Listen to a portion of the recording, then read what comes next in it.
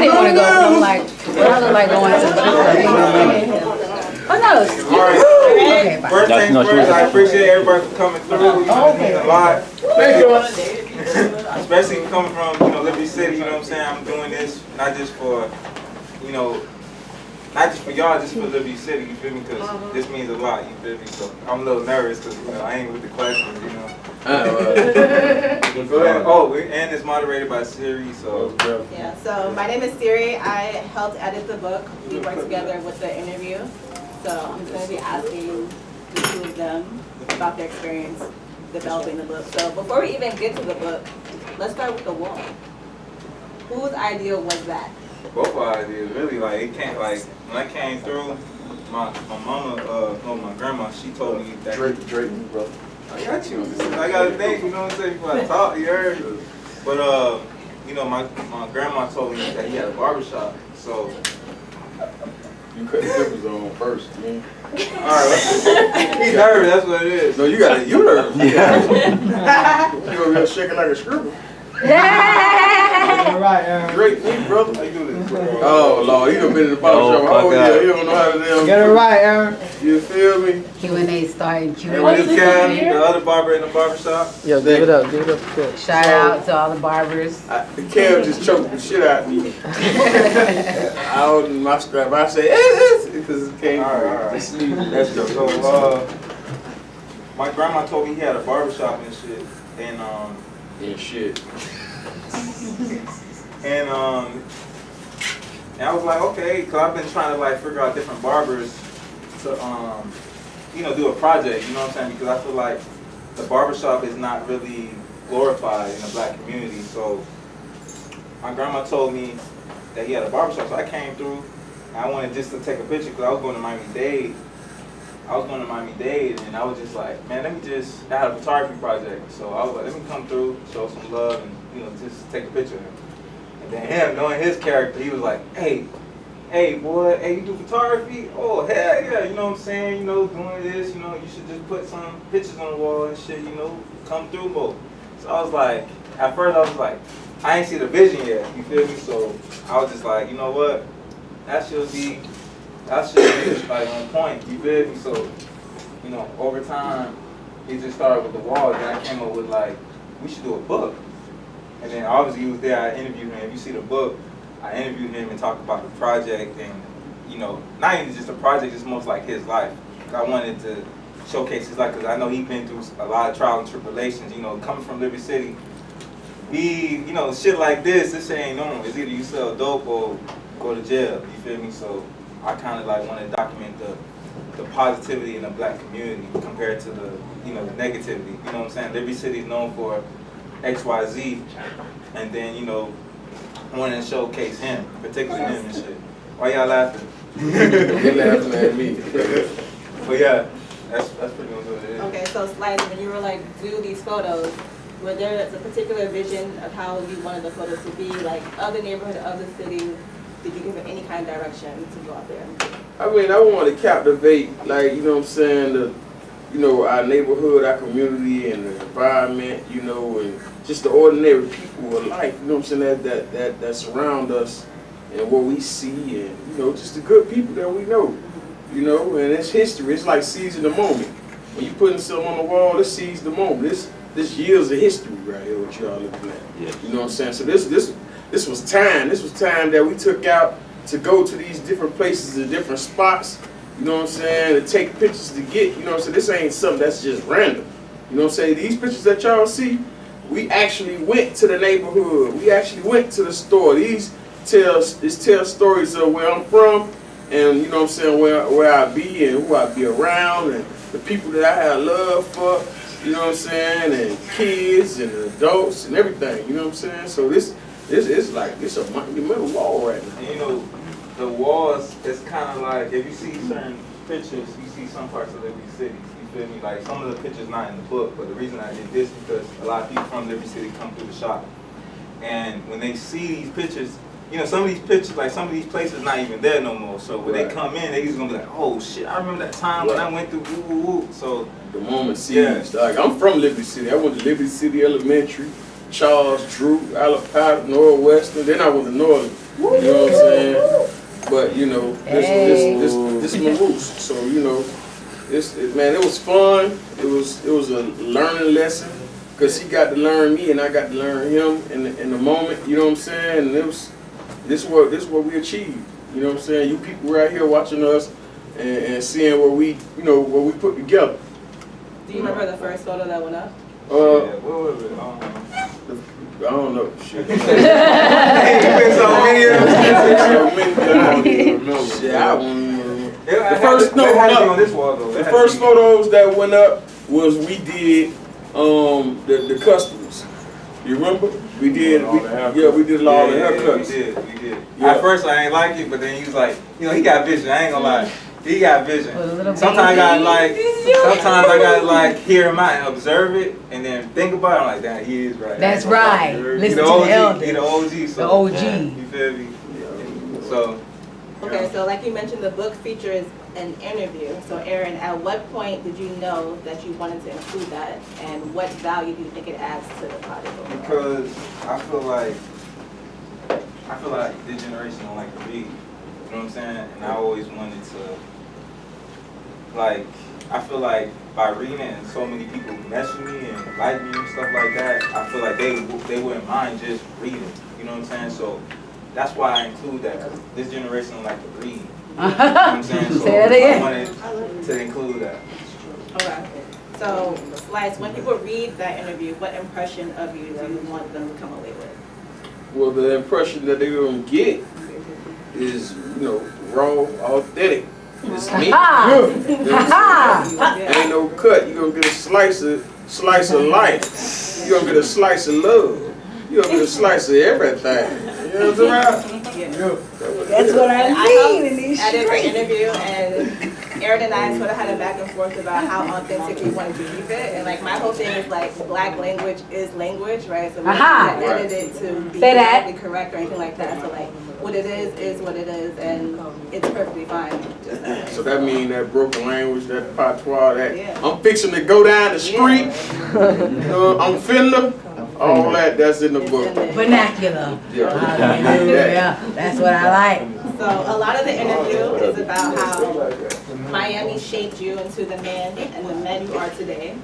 So what do you think makes Miami unique to the Black American experience, right? So I'm from New York, so that's a different experience, right? So what about Miami makes it unique growing up here? You want to go first? First of all, Miami is the tropical state. As we sit in here, you can see all the tropical going on.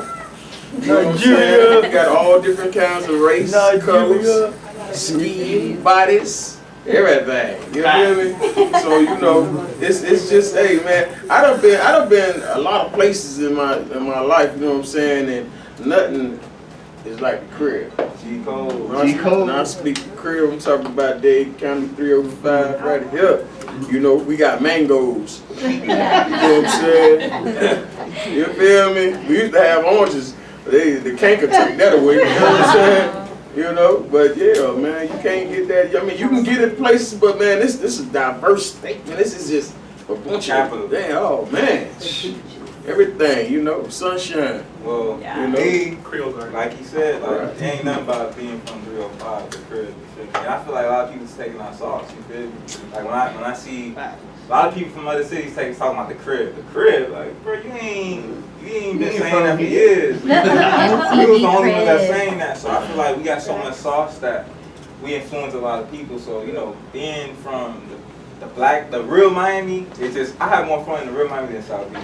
Yeah. I was just there, bro. I don't go to South Beach. I was just there, right? You feel me? So you know, I just love being from Miami. Like, especially, I so support Miami, but I so more support Liberty City, because Liberty City don't get that love that we, like, not even just love, but just credit. Because we do a lot of stuff, like, believe it or not, and not to discredit the other parts of Miami, but I feel like in Liberty City, we were born to hustle. We were born to finesse. That's just us, you know what I'm saying? Because in my generation, we grew up in we grew up looking up to his generation and the generation after him, because they was the one that getting money, and that was like the motivation. You know, even though, you know, like me, I ain't grew up in the street, like, but I had you know, a lot of people that in around the neighborhood that was in that life. So I was like, I was inspired by them getting money. I seen the Chevys riding down in the 40s and in the park by Charles Hadley and stuff like that, and I was like, damn, them boys getting money. I know I can't do that, but it's like, damn, they the motivation. They the ones that, they the closest one that's getting money compared to the ones that, you know, they saying they from this, but they don't come back to the neighborhood. I know that when I reach my peak, I want to come back to where I'm from because a lot of people didn't come in my neighborhood to, you know, show that love. So, yeah. Okay, so like talk to me about the significance of being an owner in the community that you grew up in. What does that mean for you? Oh man, it's I still can't believe it sometimes. You know, and I was just talking to him about that earlier, man. That's like, you know, chasing your dreams. You know what I'm saying? Stand dedicated to what you do and what you got love for. You know what I'm saying? There's nothing like waking up and going to something that you love to do. You know what I'm saying? Like that's my thing, cutting hair. You know what I'm saying? So, you know, and I love to interact with people. You know what I'm saying? I'm good with talking shit. You know what I'm saying? Cracking jokes all day. That's my thing. You know what I'm saying? Come in here, we gonna laugh, we gonna kick the bobo, and you know what I'm saying? That's what it's about, man. So for me to be where I'm at right now, you know, it's a blessing. You know, and you know, I strive, and I had a lot of people that was influenced in my life, you know what I'm saying, that kept me, you know what I'm saying, on the right path and kept me destined to, you know what I'm saying, to keep going forward, you know what I'm saying, and whether it was friends, families, brothers, mamas, you know what I'm saying, basers, smokers, crackheads, it don't matter, shit, they all played a part, you know what I'm saying, so, you know, I wouldn't be here without them. I wouldn't be who I am without them. Because you can learn from anybody. You know what I'm saying? You just got to listen. Yeah. So let's talk about legacy. Is that something that both of you, do you guys think about that often? Or are you just trying to do what's best for you and let the people decide when it's all said and done? Like, what is your approach to legacy? I think about that shit every day. Like, you see, I got Liberty, it's faded, but Liberty City legend because, like I said before, like I do everything for Miami, but I do it predominantly Liberty City because we don't get that recognition as we should. You feel me? And I feel like by me reaching my goals, reaching certain heights in my career, in my life, I just feel like I'm giving back to my community because I looked up to Uncle Luke because at the end of the day, he represents Liberty City. I look up to Blaze Carter. He's on his way, by the way, but I look up to Blaze Carter because he represents Liberty City. There ain't too many like legends in Liberty City. You feel me? Other towns like Carroll City, North Miami, it's legends, but not Liberty City. It is, but it's like in the back burner, behind the scenes that y'all don't even know. You feel me? So when I move, like when I like not move like other cities, but like how I move, it's mostly like to dedicate everything I do for my hometown. You know what I'm saying? So that's what it is. But for him, I mean, well, for me, when we speak legacy, you know what I'm saying, it's more of, you know what I'm saying, leaving, you know what I'm saying, who I was, what I was about, you know what I'm saying, and what I love to do, and, you know what I'm saying, the people who I touched, you know what I'm saying, and my kids, leaving them the legacy, because after I leave, you know what I'm saying, that's what it's all about, them carrying the torch, you know what I'm saying, of my legacy, you know what I'm saying, so, I mean, you know, like Pop said, you know what I'm saying, when I die, I want to be a living legend. You know what I'm saying? So, you know, I'm living right now. So my legacy is right now. It's in the walking. It's right now. It's all about right now. It's about y'all right now. Right here, right now. It's my legacy right now. We all leave from here, y'all know Slice. That's a legacy. You got the book. It's all about legacy, man, you know. We live in the moments. You know what I'm saying? In the interview, you talk about your mother, and you quote Goody Mob's Guess Who, which Aaron hadn't heard, which I think is cool because, like, the way that music is. Listen, he's young. I think it's cool. He's because that's the way, upset. yeah, I think it's cool because the way that's how music is, like, passed down and shared. Yeah. But I'm curious for both of you, what are some songs or albums that you would consider soundtracks to your lives? Shit, damn. Real quick. Tupac, Me Against the World. Okay. Yeah. You know what I'm saying? Goody Mob, most definitely. Cell Therapy. You know what I'm saying? And you know, they got a lot of songs. You know, they told stories, man. You know, Yeah. I'm about real music. You know, I ain't saying that, you know, the new music, the new area today is and all that shit. You know, I ain't saying, but at the same time, I'm just saying, like, the music that we made back then, it really meant something. It really came from the heart. Not saying it didn't come from the heart now, but it told detailed stories about what was going on in our community and what was going on around us. You know what I'm saying? So that's why I picked things like Goody Mob, you know what I'm saying, like Tupac and Scarface. All of them, you know what I'm saying, them rappers there, you know what I'm saying, back then they considered as gangster rappers, but you know what I'm saying, they was just reality storytellers, you know what I'm saying, they gave you the truth of what was going on in the community and what was around them, you know, so, you know, I'm a big advocate on that, man, you know, and I just, you know, when you said my mom's? Yeah. Well, You said my mom, you said Miss Johnson? Or let me say, before we cut it to that. This is mine right here. My mom put up goddamn games, you know what I'm talking about? Shit, you can't leave a sock on the floor or a piece of paper. You know what I'm saying? She was strict. I grew up, you know what I'm saying, a strict household, but it was cool, but I broke all the rules anyway. I was a knucklehead, I was a hard head, like a lot of people. I wanted to experience life as a young man because they try to keep you on the porch, and I just jump off the porch. Y'all know damn, I'm getting my ass beat. I just get my ass beat when I get back, but I'm going down there on 6-6 to the Move Something video, and I'm going to see them move something. You know what I'm saying? And when I get back, I know I'm supposed to have with the church choir rehearsal, and I'm going to get my ass whooped, but that's the chances I took, you know what I'm saying? But, you know, my mama was always there for me, and she still there for me, and she, you know, she a strong black woman like a lot of these strong black women in here that have kids, and, you know what I'm saying, the daddies abandoned them, and, you know what I'm saying, or they just got messed up situations, you know what I'm saying, the mama is just that backbone. We come from that, all of us, whether you black, Spanish, you don't matter, white, whatever, we all come from that, you know what I'm saying, so we give praise to our mothers, because our mothers are like our fathers at times, you know what I'm saying? I'm gonna speak on this. That's real. You know, growing up in Liberty City, I grew up in the 40s. Like, my neighbors, we was just like, when I moved to Liberty, like, officially moved in the 40s, like, I was like 04. And I just got to know my neighbors. And the more I got older, I'm like, damn, we kind of relate to, like, something. Like, we only grew up with our moms or grandmas or our aunties. You know what I'm saying? I'm just like, damn, we didn't have no old boy. Like, you know what I'm saying? The only person that had an old boy was my next door neighbor, which is Jonathan. But other than that, we kind of relate together, so we had to learn from each other as being a man.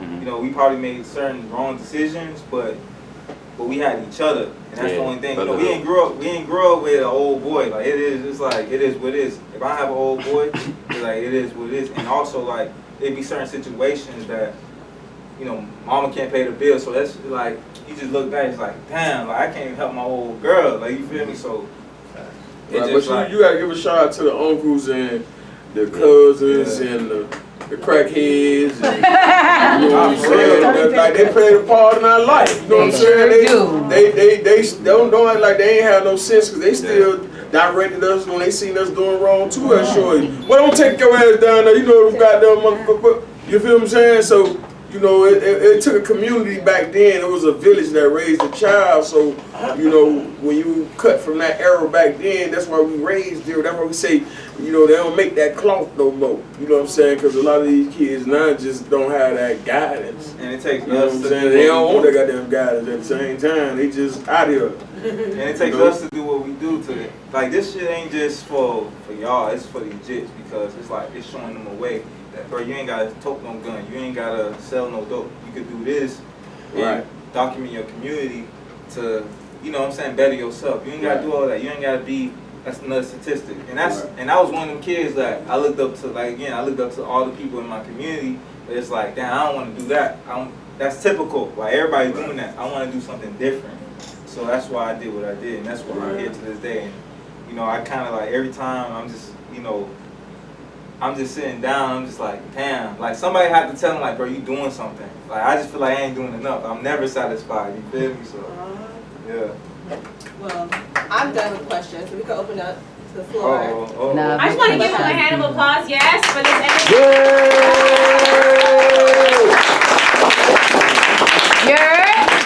You gotta put that New York in there. Taking questions? Going once, twice? Don't be nervous. I ain't gonna lie. Yeah. Comment, statement? I have a question. Oh, you said question? Oh, my bad. Did you guys like the food? Yes, we love the food. Listen, I was the light string beans. Them string beans was seasoned, honey. I mean, but no, for real, a question. She did. A question though, I know that you're always someone that is always motivating others and things like that. But what keeps you grounded to like always want to motivate yourself, inspire yourself, and always have that energy to inspire others? Shit, because before I die, I wanna. Well, before I say that, us as black people, we don't have that one person to motivate us. You feel me? To be in certain doors, it's hard. You feel me? I be in certain doors and people with money, and I just be like, damn, I ain't supposed to be here. You feel me? Like statistically, past 21, that shit wasn't ideal. You feel me? Like that shit. You don't even have to be in the streets. We automatically thought that nigga past 21, that's just a dream. And now I'm 23, going on 23, and I'm just like, damn, bro, I'm doing this for people's in the chain gang, people, legit. So, the reason I motivate us as black people is because I know that it's hard to get in certain doors. And I'm letting y'all know that if you move a certain type of way, you can do this shit. You feel me? So that's why I always do that, and that's why I always make sure it's my job to do that. So yeah. Alright, so being that you have children and that kids come in and out, what is it specifically that you want them to take from being in the barbershop? Well, when they come in here, first of all, we most definitely got the bookshelf in the back. So pick up a damn book. You know what I'm saying? Alright. Just like you say, a lot of kids don't read. And I just had the school board coming here thanks to one of the barbers in here, Obed, Debo, and they brought the Fathers in Education Day. You know what I'm saying? And they provided us with books because they was like, this is the first barbershop that I came in that had books for people to read. You know what I'm saying? So, it's about giving back to the kids, man, and just showing them, that, we got love for them, and, give them a little guidance and, encourage them. You know what I'm saying? They might have a hard day too. Kids have hard days as well. And, Sure do. Sometimes you gotta motivate them and, make them feel good and listen to what they got to say. So, we do that. You know what I'm saying? And, show them love. That's what we do. And one thing I gotta say about being in this barbershop, I learned so much from this man. I don't have a male figure in my life. You feel me? By doing this project, I had a male figure in my life. You feel me? Yes. You know what I'm saying? He taught me how to move. He taught me how to be a businessman. He taught me how to stay strong, no matter the situations. You know what I'm saying? So, I appreciate him for letting me do this project. You know what I'm saying? Because, I don't have that male figure in my life. So I'm always thinking like, shit, what should I do? But I always go to him for guidance because he's my OG, and I always respect that. You know what I'm saying? Because he didn't have to let me do this. You feel me? Like, you know what I'm saying? So I give, like, every time I come in, I'm like, what's up, you need anything, Like, I got you. You feel me? And we, like, you understand? Like, it was only 2 barbers in this when we was doing this. Now you got like all these barbers in here. You feel me? It was only him and Kev. You know what I'm saying? Now, like, by doing this project, it was an experience because I seen multiple barbers come in here. And I love all the barbers in here. Every time I come in, I was like, yo, what they do? What's up? You feel me? So, Oh, yeah.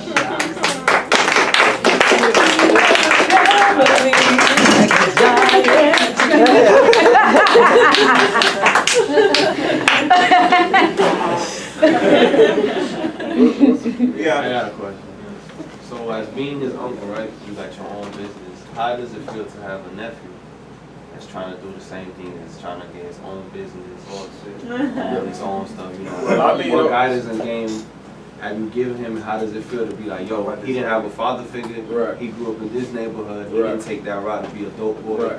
he didn't take that route, he not in jail, so how does it feel like to be his uncle and see your nephew do that? I mean, as well as that, my nephew, just, I have little homies, I do the same thing too, you know what I'm saying? Like, I give good advice and try to, you know, do my best and you know, try to direct them not to make the mistakes that I made, you know what I'm saying? If they listen, you know what I'm saying? But, I mean, Aaron, you know, he got a strong mind, you know what I'm saying? He got a strong head on his shoulder and, you know, he destined for greatness. And I always let him know that, you know what I'm saying? Sometimes people gotta hear that. Yeah. You know what I'm saying? You gotta let They them do. know that they great. Yes. You know what I'm saying? You can't just, let them know he great, Yes, man. yes. You doing some great things, man. You gonna be powerful. You know what I'm saying? You gotta stay focused. You know what I'm saying? You might get knocked off track, but you gotta get back on track. You know what I'm saying? And that's what it's about, man. It's just motivating each other, because he motivated me as well. You know what I'm saying? He motivated me because he a young man. You know, I'm 42. You know what I'm saying? Boy, you look You younger feel than me? 42. Girl, stop. Hold on. Take a picture. I got you. Yeah. And there's people my age that ain't doing what I'm doing, you feel me? Because I had homies that's 20, like, I was 18 when I was 16, maybe. Like, yeah, I was 16 when I started photography. It was people like, oh, what we gonna do, bro? We gonna get these girls, we gonna do this. I'm like, nah, bro, I'm at the crib editing. You feel me? See, well, he got an eye. First of all, he got a vision. He see things that other people don't see. And he see it in his, you know, in his light. You know what I'm saying? In his eyes. And when I be looking at shit, I'm like, damn, why you just, hold the camera. Damn, man, I wouldn't have thought of that. You know what I'm saying? So, you know, we got greatness, man. He talented. And, you know, you want to, keep that going, man. You know what I'm saying? Because once you get a taste of entrepreneurship, you know what I'm saying? It's kind of hard to go back to doing the 9 to 5, because you be like, man, fuck this shit. That's right. I don't need you. You need Aaron, I me. need you to go back there and wash these fucking dishes. Who? And that's why I motivate us as black people to do this shit, because I know it's hard. Shit ain't easy. Shit, I was telling him earlier, shit ain't no rule books to this shit. Like, I had to figure it out. We had to figure this shit out. Everybody, all these barbers had to figure this shit out. How to get an LLC, how to get this, because people ain't telling us that. We have to figure that shit out. And that's why you have Google. Google is the power. Cause, you know, probably in his generation prior to this shit, they didn't have Google. I remember going to this shit in the encyclopedia. Like, You had to go to the library. Damn, can you imagine? Right. Having to scroll.